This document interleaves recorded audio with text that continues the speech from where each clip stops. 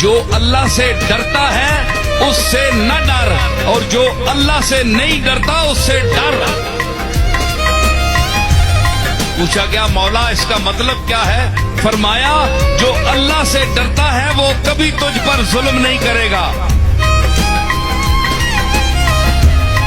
تیرا کوئی مال غصب نہیں کرے گا، زمین غصب نہیں کرے گا، تیری کوئی چیز لوٹے گا نہیں، تجھے دھوکہ نہیں دے گا، فریب کاری نہیں کرے گا، مکاری نہیں کرے گا، عیاری نہیں کرے گا۔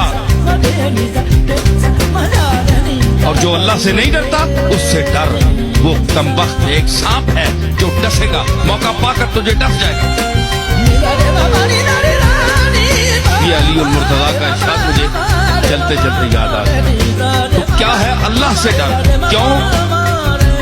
وَأَهْلُ التَّقْوَى وَأَهْلُ الْمَغْفِرَةِ، بخشنے والا وہ ہے